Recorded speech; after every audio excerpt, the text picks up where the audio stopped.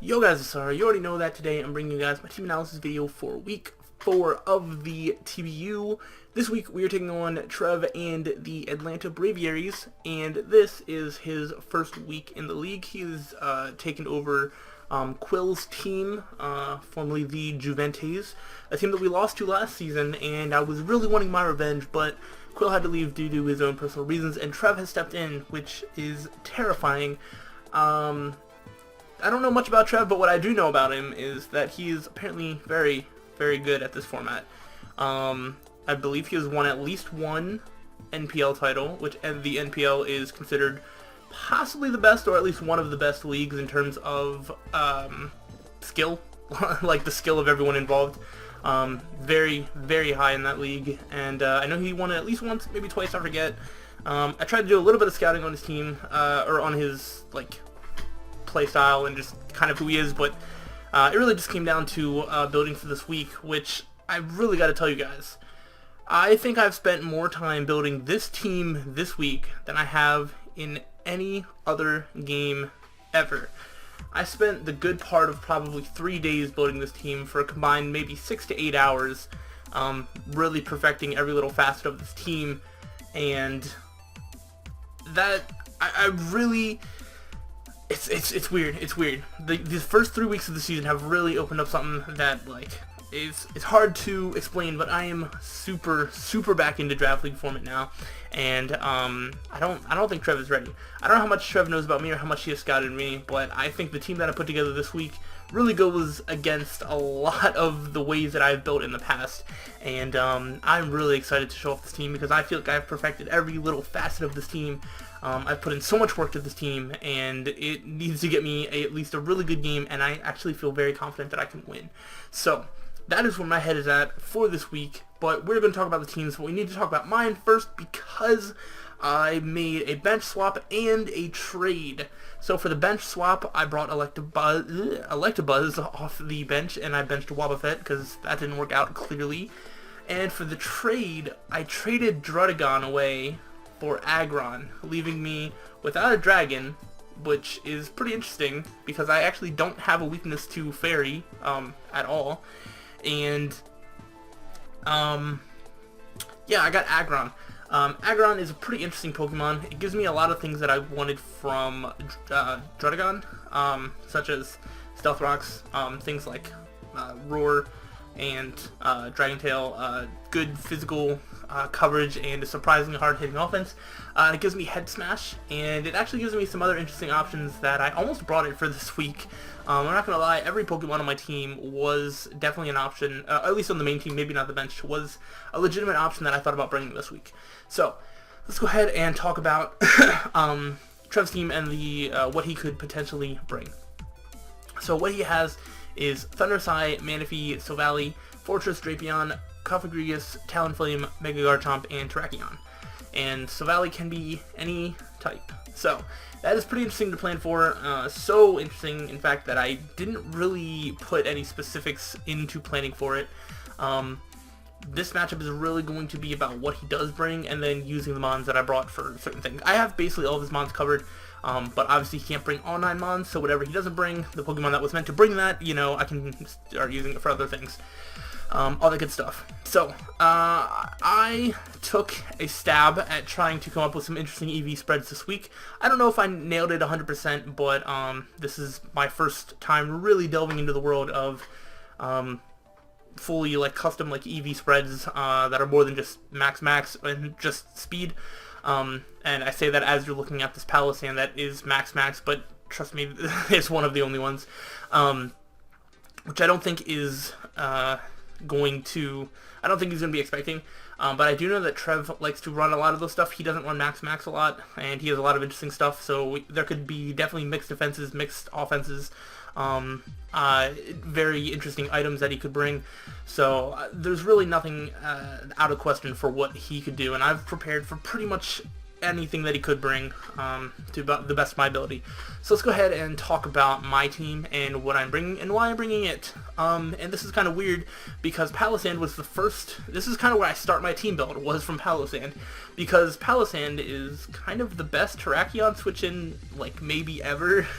it is immune to its fighting stab, it resists its rock stab, and it gets no dark or ghost coverage to hit Palossand with. So I believe, what was like an adamant life orb, like it still does less than 25%. Like he has to like set up a swords dance, and then like he needs to set up like 2 swords dances to even like think about doing anything to me.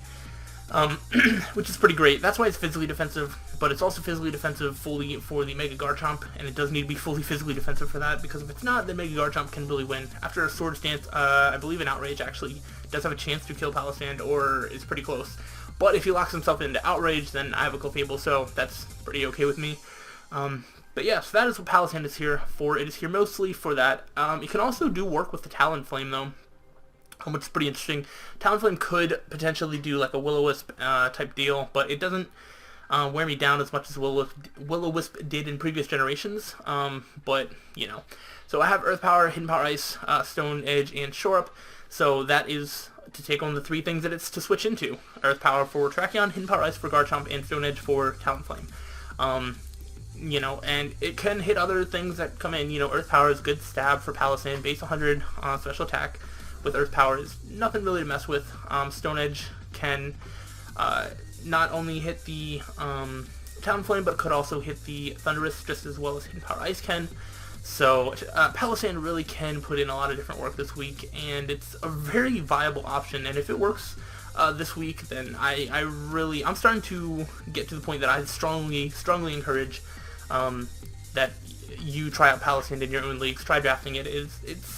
It can do a lot better than most people think it can. Also, I guess the only like different thing about this is that this is Relaxed Nature minus Speed, which is actually kind of interesting because it means that I might actually get outsped by Cofagrigus. So maybe should change that.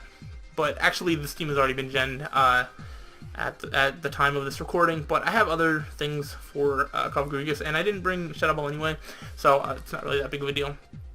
But yeah, it is Relaxed Nature because it actually needed, if it was minus attack, then it didn't guarantee take out a Talonflame, and I wanted to guarantee take out a Talonflame if I'm going to switch into it. So that's Palossand. Next Mon is going to be Electabuzz, which is max special attack, timid, 220 speed to outspeed the Manaphy with the remaining in HP. Volt Switch, Thunderbolt, Toxic, Hidden Power Ice, with the Eviolite for just extra defense if I need it. This is mostly for Manaphy. I switch into Manaphy, and I deal with it from there. A Thunderbolt does at least half, I think a little bit more than half, to a max HP Manaphy. And then if you start setting up Calm Eyes and stuff, that's the only way you can kind of 1v1 this. However, the deal with Manaphy is that for my team, it needs Scald and Energy Ball, because I have a Slowking. So if he wants to deal with my whole team, he definitely needs Scald and he needs Energy Ball. On top of that, he would need to either have like Calm Mind, Resto Chesto, or like Tail Glow, and then like one other move, or like again like Resto Chesto, or he goes like some sort of like Calm Mind, Acid Armor, and then just has leftovers.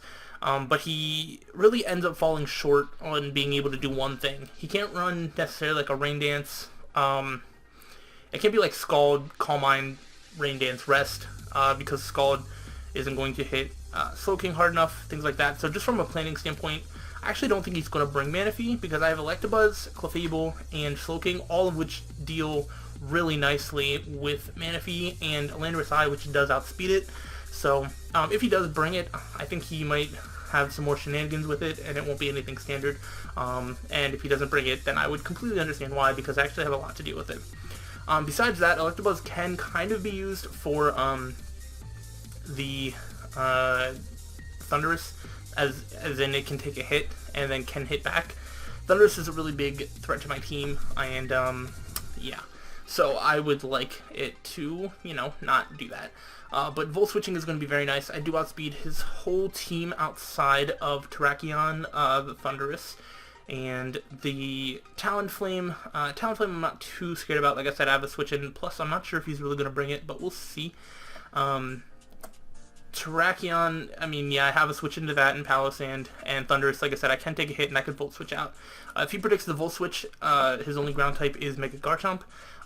which, because it's Mega and has to run its Mega Stone, it can't outspeed Electabuzz, which means if he does switch on a Volt Switch, then I can just go for Hidden Power Ice. It does about 80% to Garchomp, so if I get any sort of previous damage on it, that would be nice. That's also what Toxic is there for, just to wear down some of those things. Toxic is to wear down a Manaphy that's trying to set up on me and stall me out, as well as for a Garchomp or anything else that might switch in, and all that good stuff. So that is what Electabuzz is for, and it's going to be very helpful this week, depending on what shows up. Next mon is going to be Arcanine, which this is like this third Pokemon slot is the one that kept changing around for me, because I didn't really know how I wanted to really fit with this team. But after my whole team was basically complete, I realized I still didn't really have much for Drapion, which I do think might come.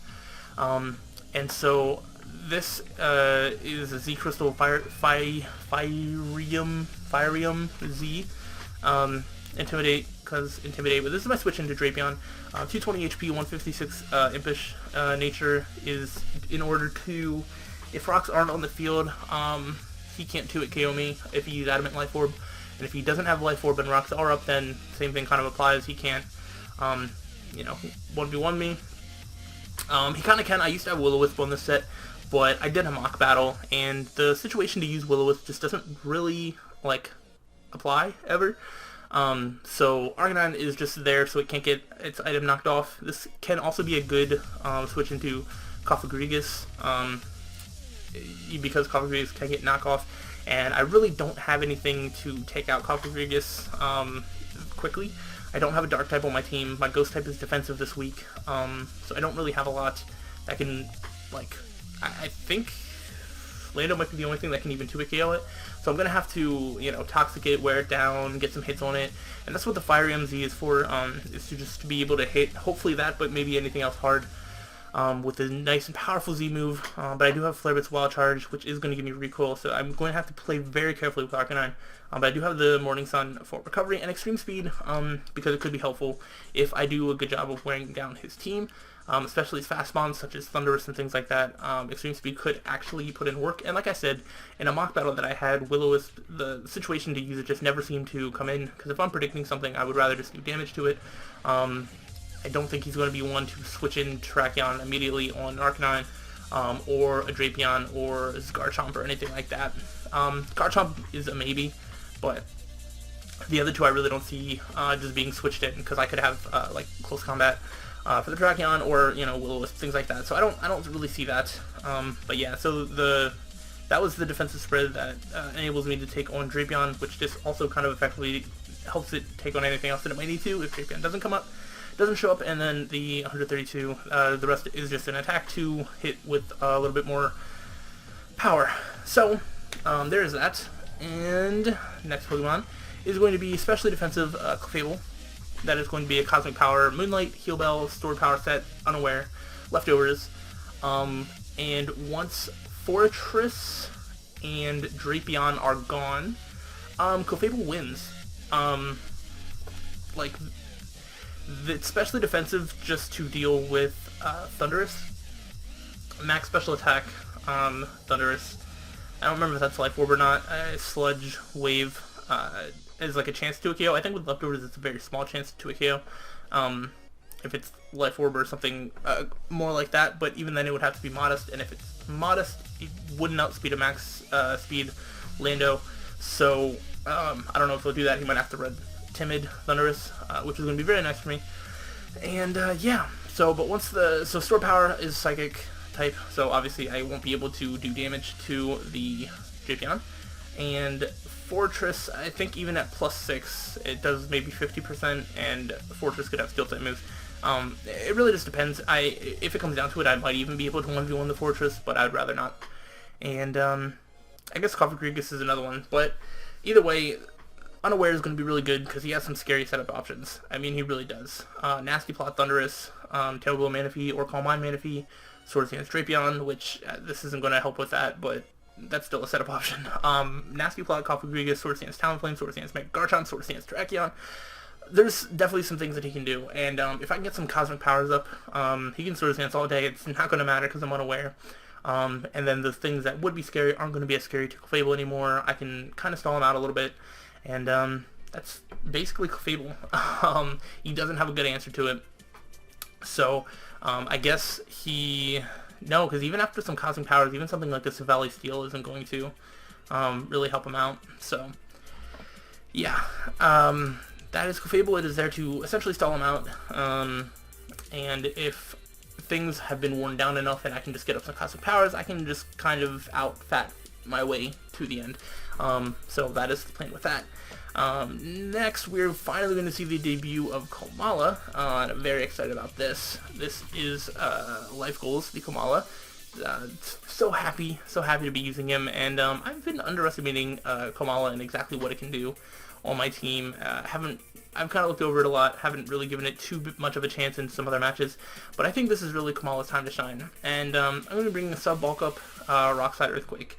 Leftovers, 228 HP, 116 special defense, careful nature is the optimal spread to deal, to not have my substitute broken by a Cofagrigus, and that's even max special attack. So if he does something tricky like max HP, max special attack, Cofagrigus, he still can't break my sub.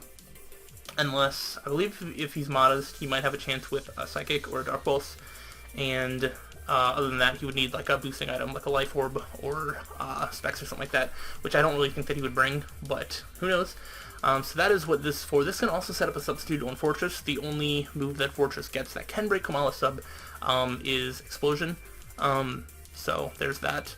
So I can substitute on Fortress as he's trying to set hazards on me. I am bringing Komala also as a way to hopefully deter him from setting up hazards early game. He might try to early game and lead off with it. I've thought about leading off with Komala. I'm not sure if that's the way to go, but I think I'm going to lead off with Electabuzz and kind of volt switch around and kind of scout out his leads first before trying to do anything crazy. But yeah, I can sub up on the Fortress and the Cofagrigus. And once I'm behind that sub, if it's against one of those two Pokemon that can't break it, I get one free bulk up, and then Rock Slide Earthquake is enough to do damage to pretty much the rest of his team. Obviously, this isn't gonna like sweep or anything like that unless his whole team is just, you know, about to die. Komala's job is basically just punch a hole or two in some of his Pokemon. I mean, you know, if I get behind a sub against like Fortress as setting up hazards, then it has to switch out as I go for bulk up. I'm still behind a sub, and he has to decide what he wants to break it with. I mean, if he wants to break it with Terrakion, I can Earthquake it. I can Earthquake it as he breaks my sub, or whatever. And any other Pokemon, it's kind of the same thing. After one bulk up, a mixture of Rock Slide and Earthquake is going to do about half to pretty much any of the Mons on his team. So unless he brings like, I mean, what would he have to bring? Like Savali, like ground or something like. I don't remember. No, I don't even know if there's anything that can take on that. So you know, it's all good in my book, and Komala is going to be really good, and I'm very excited for it. So and then after that, to finish up the team, we have the Landorus, max speed, yeah, Landorus, timid, and then max special attack, Earth Power, Rock Slide, Calm Mind, Stealth Rock. I actually switched around like where my Stealth Rockers were going to be. I originally had Stealth Rocks on Clefable until I decided that Stored Power, Cosmic Power is what I wanted. Then I couldn't really have Stealth Rocks anymore.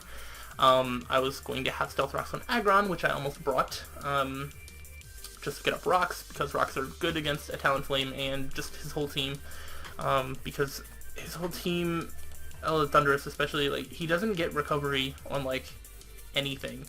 Like, Cofagrigus gets Pain Split, Manaphy gets, like, Rest Rain Dance, but, like, they're so unreliable. And then Talonflame gets Roost, so, like, that's about it. But, like, his whole team doesn't really get, like, actual recovery, so, Stealth Rocks could be very, very nice. I don't know when an opportunity is going to present itself to get up Stealth Rocks, but I just didn't need an extra move on Landorus. Earth Power, Rock Slide are the only moves I need on Landorus. Earth Power does so much, and if I can get up a Calm Mind, I mean, Earth Power is just going to obliterate pretty much anything. Rock Slide is for the things that are immune to Earth Power, which would be Thundurus and Talonflame. So, yeah. Again, I'm not entirely sure how I plan on playing around Talonflame, but I do think that I can deal with it and hopefully not lose to it. I do have a pretty bad history against Talonflame, so we shall see. But yeah, Earth Power is a 2-hit KO and everything else. An OHKO on like half the stuff, and if I get up a Calm Mind, then it's gonna be putting in a lot of holes. So I mean, obviously, kind of the goal of the team is to get up some situations to which Komala and Landorus can punch holes in his team, and then once his team is low enough, I can, you know, basically stall the rest of it out with Clefable. That's kind of the goal. Or if I can get some late game hits with some of the other mons, or with one of these mons. So that's kind of the plan for the game. Hopefully the fact that I put so much time and effort into this team has translated into this video. I hope you guys understand just exactly how much effort and how much time I have spent on building this team, and how much I want it to work. I am really excited for the battle, and I'm really hoping that we can pull one out, because if we beat Trev, then we are going to put ourselves back on the map. We have been a disappointment this whole season, and I really want to stop disappointing myself. So I'm really taking this seriously, really wanting to show that we are not scrubs in Draft League format, and that we can really do this. So that is the goal. And yeah, so I don't really have anything else to say. Let me know what you think about this team. Let me know if you think I did any of like this wrong in terms of some of these EV spreads. I think I did the optimal ones for what I should be doing. If you think that maybe I should tailor certain ones a different way, please let me know. Give me improvements if you are one of those people that are really good at that. It's kind of my first time really delving into those type of EV spreads. So yeah, I would love your suggestions on things like that, and I think that will be everything. So again, comment your thoughts on the team, and I will see you guys tomorrow for the battle. So thanks for watching this video, and until the next time, guys, stay safe.